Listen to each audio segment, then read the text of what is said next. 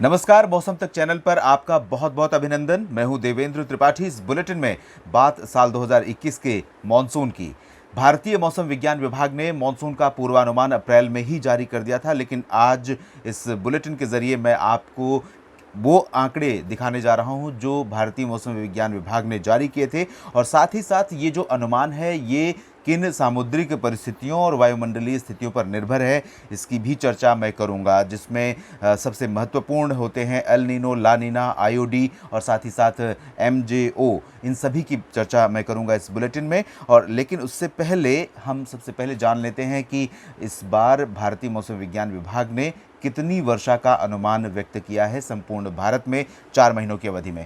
इन 4 महीनों की अवधि में आपको बता दें कि जून से लेकर सितंबर के बीच भारतीय मौसम विज्ञान विभाग ने 98% मानसून वर्षा का अनुमान जताया है। 98% यानी सामान्य बारिश, और इसमें 5% का एरर मार्जिन रखा है। स्थितियां बेहतर हुई तो 98 से 103% बारिश बढ़ के हो सकती है, और अगर स्थितियां बदतर हुई, खराब हुई, तो 93% वर्षा रिकॉर्ड की जा सकती है। ये स्थिति आईएमडी भारतीय मौसम विज्ञान विभाग द्वारा जताए गए पूर्वानुमान की है। और इसमें आपको बता दें कि देश में दीर्घावधि औसत वर्षा 1 जून से लेकर 30 सितंबर के बीच 880 मिलीमीटर होती है।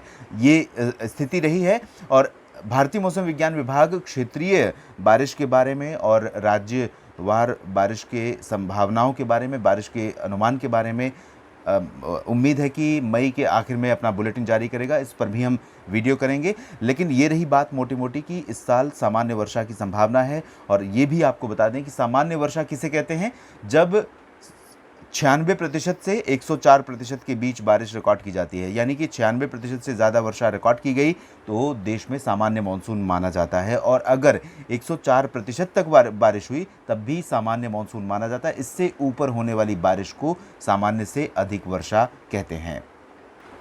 ये तो रही बात बारिश की जो संभावना जताई गई है। और इससे पहले हम आगे बढ़ेंगे, एल नीनो, आईओडी और एमजेओ पर चर्चा करेंगे। लेकिन उससे पहले एक बार जान लेते हैं जो पिछले साल 2020 में किस तरह की मानसून वर्षा भारत में रिकॉर्ड की गई, इसका आंकड़ा भी बहुत ज़रूरी है। इससे एक रेफरेंस मिलता है। इससे जो अनुमान लगाए गए थे, जो संभावनाएं जताई गई थी, जो सामुद्रिक और तमाम परिस्थितियां थीं, और उनके बाद कितनी बारिश हुई है। यहाँ पर आप देख सकते हैं ये पूरे साल 2020 में 4 महीनों की अवधि में एक्चुअल और नॉर्मल रेनफॉल का फिगर है। देश भर में 880 मिलीमीटर वर्षा रिकॉर्ड की जाती है 4 महीनों के सीजन में, और रिकॉर्ड की गई थी 957.6 मिलीमीटर, जो सामान्य से 9% ज़्यादा, यानी 109% वर्षा रही है पूरे भारत की स्थिति। और नॉर्थ वेस्ट इंडिया की बात करें तो यहाँ पर औसतन 600 मिलीमीटर के आसपास वर्षा रिकॉर्ड की जाती है इन 4 महीनों की अवधि में, जबकि रिकॉर्ड की गई थी 505, जो सामान्य से 16% कम है। नॉर्थ वेस्ट इंडिया में बारिश लगातार पिछले 5-6 सालों से कम हो रही है मानसून सीजन में, चाहे वो दिल्ली हो, उत्तर प्रदेश हो, पंजाब, हरियाणा या राजस्थान, सभी जगहों पर बारिश में कमी हो रही है। सेंट्रल इंडिया की बात करेंगे, मध्य भारत की, तो यहाँ पर 976.7 मिलीमीटर औसतन वर्षा रिकॉर्ड की जाती है, जबकि रिकॉर्ड की गई थी 1123.8 मिलीमीटर, जो सामान्य से 15% ज़्यादा, यानी 115% वर्षा का फिगर है। इसी तरह से ईस्ट और नॉर्थ ईस्ट इंडिया पूरे मानसून सीजन का सबसे अधिक वर्षा वाला क्षेत्र है। 4 जो भारत के क्षेत्र हैं उनमें सबसे ज़्यादा बारिश ईस्ट और नॉर्थ ईस्ट इंडिया में होती है। दूसरे स्थान पर सेंट्रल इंडिया होता है। तो east and north east India में औसतन 1410.4 मिलीमीटर वर्षा होती है। 1500 मिलीमीटर बारिश यहाँ पर रिकॉर्ड की गई, जो सामान्य से 6% ज़्यादा है, यानी 106% वर्षा रिकॉर्ड की गई। इसी तरह से साउथ पेनिनसुला में 726 की जगह 939.9 मिलीमीटर बारिश दर्ज की गई थी साल 2020 के मानसून सीजन में, जून से सितंबर के बीच, जो सामान्य से 30% ज़्यादा है। 130 मिलीमीटर वर्षा, 130% वर्षा दक्षिण भारत के क्षेत्र में रिकॉर्ड की गई थी। इसके अलावा यहाँ पर मंथवार विवरण भी देख सकते हैं, यानी जो 4 महीने होते हैं, किस महीने में भारत में कितनी वर्षा रिकॉर्ड की जाती है। यहाँ देख सकते हैं जून में सबसे कम बारिश होती है 166.9 मिलीमीटर। ये संपूर्ण भारत का फिगर है। क्योंकि जून में बारिश कम इसलिए होती है क्योंकि जून मानसून के ऑनसेट का महीना है, और ऑनसेट में आखिरी पोस्ट तक पहुंचते पहुंचते काफ़ी लंबा समय बीत जाता है और जुलाई का पहला सप्ताह आ जाता है, तो इस वजह से बारिश का जो आंकड़ा है, बारिश का जो डिफरेंस है अन्य महीनों की तुलना में वो कम होता है। रेनियस्ट मंथ होते हैं जुलाई और अगस्त, इसमें भी जुलाई सबसे ऊपर होता है, 285 मिलीमीटर औसतन वर्षा रिकॉर्ड की जाती है पूरे भारत में, और अगस्त में 258.1 मिलीमीटर वर्षा होती है, जबकि सितंबर में 170 मिलीमीटर बारिश पूरे भारत में रिकॉर्ड की जाती है। ये औसत वर्षा है, लॉन्ग पीरियड एवरेज वर्षा है, यानी दीर्घावधि औसत वर्षा का आंकड़ा है जो हिस्टोरिकल डेटा पर बेस्ड है, यानी कि पिछले 50 सालों में किस साल किस महीने में बारिश हुई उसका उन आंकड़ों का एक औसत है। इसमें उतार चढ़ाव हर बार होता है, आप जानते हैं, और हाल के वर्षों में काफ़ी उतार चढ़ाव दिखा है। यहाँ आप देख सकते हैं अंतर, 2020 का जो एक्चुअल रेनफॉल फिगर है, जून में 196 मिलीमीटर वर्षा रिकॉर्ड की गई, जबकि जुलाई और अगस्त महीनों का अंतर बहुत ज़्यादा रहा। जुलाई में सामान्य से कम बारिश हुई, 257 मिलीमीटर। अगस्त में 327 मिलीमीटर की काफ़ी अच्छी बारिश हुई, 127% वर्षा रिकॉर्ड की गई अगस्त महीने में 2020 में, काफ़ी ठीक ठाक रेनफॉल फिगर रहा था। और सितंबर में इसी तरह से 170 की बजाय 177 हुई, जो 104% बारिश है। ये स्थिति रही पिछले साल के, यानी साल 2020 के मॉनसून के परफॉर्मेंस की। 2020 के आंकड़ों की बात हमने कर ली, और 2021 पर जो अनुमान भारतीय मौसम विज्ञान विभाग या अन्य एजेंसियों ने लगाया है, उसका बेस क्या है, उसका आधार क्या है, क्यों ये संभावना जताई गई है कि नॉर्मल मॉनसून रहेगा 2021 में। अब हम इसकी चर्चा करते हैं। आप जानते हैं, आपने मॉनसून को फॉलो करना शुरू किया है, मॉनसून के बारे में देखना और समझना शुरू किया है जब से आप हमसे जुड़े हैं। हमने भी कोशिश की है कि आपको जागरूक करते रहें, बताते रहें, इन्फॉर्मेशंस देते रहें कि किस तरह से मॉनसून कमज़ोर या ज़्यादा प्रभावी होता है। तो इस क्रम में एल नीनो और आईओडी, एमजेओ, ये 3 ऐसे फिनोमेना हैं जो बहुत ज़्यादा इम्पैक्ट डालते हैं भारत के मॉनसून पर, 4 महीनों की वर्षा ऋतु पर। और इसमें एल नीनो का जो प्रभाव होता है वो सबसे ज़्यादा है, दूसरे स्थान पर आता है आईओडी और तीसरे स्थान पर आता है एमजेओ। तो सबसे पहले बात करते हैं एल नीनो की। एल नीनो इस समय न्यूट्रल कंडीशन की तरफ बढ़ रहा है, यानी इससे पहले ला नीना की स्थिति थी। ला नीना किसे कहते हैं ये हम आपको ब्रीफली बता दें। जब समुद्र पैसिफिक ओशन में, जो प्रशांत महासागर है भूमध्य रेखा के पास, ये वाला रीजन है बेसिकली, जो 160 डिग्री और 120 डिग्री के बीचों बीच और 0 डिग्री, यानी जो भूमध्य रेखा है, भूमध्य रेखा के आसपास का ये जो रीजन है, इस रीजन में जब समुद्र की सतह का तापमान औसत से नीचे रहता है तब ला नीना कंडीशन होती है, और जब औसत से ऊपर बढ़ने लगता है तब ये एल नीनो कंडीशन यहाँ पर बन जाती है। और यहाँ का जो 3.4 रीजन है नीनो इंडेक्स का, एल नीनो सदर्न ऑस्ट्रेलिएशन के अनाउंसमेंट का, तो ये 3.4 रीजन बेसिकली यहीं पर है, और यहाँ पर बढ़ने वाले तापमान की वजह से ही एल नीनो के एक्टिव पॉजिटिव होने, यानी कि एल नीनो की स्थिति होने की घोषणा की जाती है, या ला नीना की घोषणा की जाती है, एनसो न्यूट्रल की घोषणा की जाती है। तो इस समय आप देख सकते हैं समुद्र की सतह का तापमान, difference from average sea temperature, surface temperature forecast for मई टू जुलाई 2021। मई से जुलाई 2021 के बीच का ये इस रीजन का फोरकास्ट है, जहाँ पर औसत से नीचे या औसत के आसपास तापमान रहने की संभावना, यानी एनसो न्यूट्रल कंडीशंस बनी रहेंगी। और उसके बाद जुलाई से लेकर सितंबर के बीच जो स्थितियां बदलेंगी, वो बदलाव होगा पॉजिटिव ट्रेंड में नहीं रहेगा, बल्कि वो भी नेगेटिव ट्रेंड में रहेगा, यानी कि उस दौरान भी तापमान और नीचे जाएगा, यानी फिर से एक बार ला नीना कंडीशन आ सकती है।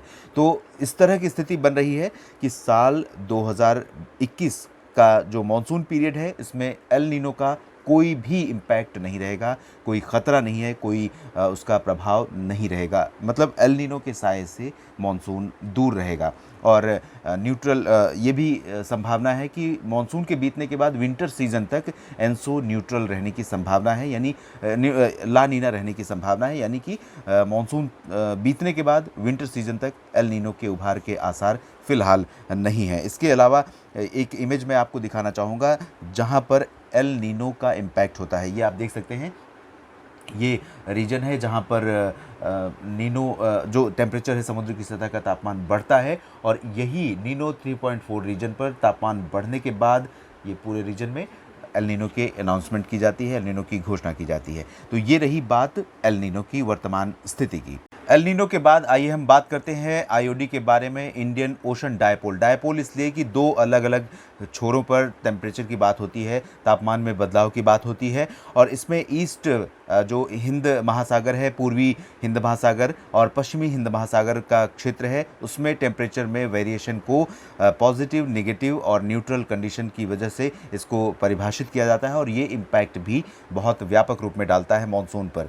साल 2019 में स्ट्रॉन्ग एल नीनो होने के बावजूद पॉजिटिव जो आईओडी था उसने साल 2019 के मॉनसून को काफ़ी अच्छा कर दिया था, और 110% वर्षा रिकॉर्ड की गई थी। सारे पूर्वानुमान फेल हो गए थे क्योंकि आईओडी का इम्पैक्ट बहुत ज़्यादा उभर कर सामने आया था। यहाँ पर आप देख सकते हैं, ये ब्यूरो ऑफ मेट्रोलॉजी ऑस्ट्रेलिया की सरकारी मौसम एजेंसी का प्रोजेक्शन है, उसका आकलन है, उसकी रीडिंग है समुद्र की सतह के तापमान की। Average of international model outlooks for IOD issued 27 अप्रैल को ये जारी किया गया था, और इसके अनुसार मई में न्यूट्रल से थोड़ा सा पॉजिटिव की तरफ इसके रहने की संभावना है, यानी कि भारत के मॉनसून के पक्ष में। लेकिन अभी मई का महीना है और जून महीने में मॉनसून दस्तक देता है। जून और जुलाई के बीच में भी ये न्यूट्रल ही रहेगा, लेकिन ये न्यूट्रल ज़्यादा वर्टिकल उसमें दिखा रहा है इसका ट्रेंड, यानी कि न्यूट्रल होने की संभावना ज़्यादा रहेगी। इसके बाद हम आगे बढ़ेंगे मॉनसून के आखिरी चरण की तरफ, तब भी सितंबर में ये न्यूट्रल से थोड़ा सा नेगेटिव रहेगा, यानी कि ये आईओडी इंडियन ओशन डायपोल जो है साल 2021 के मॉनसून पर ना तो सकारात्मक असर डालने वाला है और ना ही नकारात्मक, ये तटस्थ रहेगा। तो मॉनसून पर एल नीनो का प्रभाव नहीं है नकारात्मक, और आईओडी का प्रभाव नहीं है। ये रही दो प्रमुख सामुद्रिक मौसमी स्थितियों की बात, सामुद्रिक पैरामीटर्स की बात। और अब हम बात करेंगे एमजेओ के बारे में, जो कि एक महत्वपूर्ण वायुमंडलीय स्थिति है, और ये वायुमंडलीय स्थिति जो है वो 30 से 60 दिन के भीतर, 60 दिन के अंतराल पर एक किसी पर्टिकुलर रीजन से होकर गुजरती है। और जब ये फेज़ आता है तो उस दौरान अगर मॉनसून सीजन में ये एमजेओ का अपीयरेंस इंडियन लैंड पर होता है, इंडिया एक ट्रॉपिकल कंट्री है, तो ट्रॉपिक्स में जो भी बदलाव होते हैं उसका बहुत इम्पैक्ट होता है, और ये भी एक ट्रॉपिकल एटमॉस्फेरिक फेनोमेना है एमजेओ। तो जब ये समुद्र की जो ग्लोब की जो भूमध्य रेखा है, ट्रॉपिक्स है, उसके ऊपर वाले रीजन से होकर, भारत के करीब से होकर गुजरता है, तो निश्चित रूप से मॉनसून को काफ़ी अच्छा कर जाता है। और ये पूरे मॉनसून सीजन में यानी 4 महीनों में 2 से 4 बार दस्तक दे सकता है। और इसका जो अभी की जो स्थिति है वो अमेरिका पे है, अमेरिकी महाद्वीप पर है, और ये धीरे धीरे आगे बढ़ेगा, और बढ़ते हुए ये अफ्रीका की तरफ जाएगा। अगले 30 दिनों में ये अफ्रीका की तरफ जा सकता है, और अफ्रीका की तरफ जाने के बाद जब मॉनसून आ रहा है उस दौरान संभवतः ये भारत के ज़मीनी भागों की तरफ से ऊपर से होकर गुज़र रहा होगा। और जब ज़मीनी भागों की तरफ से होकर गुज़र रहा होगा तो मॉनसून का जो शुरुआती समय है वो काफ़ी अच्छा हो सकता है। ये मेरा अपना सोचना है। इसमें अभी बहुत जल्दबाजी है इस बारे में कुछ भी कहना, लेकिन जो परिस्थितियां हैं और जो इसका प्रभाव है उसके आधार पर हम इस तरह की बात कर सकते हैं। भारतीय मौसम विज्ञान विभाग अपना क्षेत्रवार और माहवार पूर्वानुमान जारी करेगा, तो उस पर भी हम चर्चा करेंगे, और वो किस राज्य को, किस शहर को किस तरह से इम्पैक्ट करेगा, इस पर हम विस्तार से नज़र डालेंगे। इस बुलेटिन को एंड करने से पहले मैं आपको बता दूं कि 20 मई के आसपास अंडमान व निकोबार द्वीप समूह के करीब मॉनसून दस्तक देता है, और 1 जून को केरल में दस्तक देता है।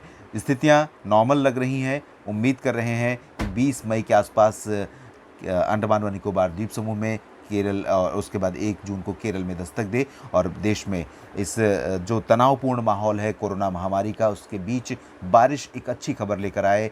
खेती, किसानी और इससे जुड़े अन्य उद्योगों के लिए सकारात्मकता का एक पुश मिले, पॉजिटिव पुश मिले, और देश फिर से उभरे इन स्थितियों से। इस बुलेटिन में अभी इतना ही। आप बने रहिएगा लगातार मौसम तक चैनल पर। मैं हूं देवेंद्र त्रिपाठी, और लगातार आपके साथ जुड़ा रहूंगा। मौसम और उसके बाद मॉनसून जब आ जाएगा तब और सटीक मौसम पूर्वानुमान से जुड़े बुलेटिन आपसे शेयर करता रहूंगा इस चैनल पर। धन्यवाद।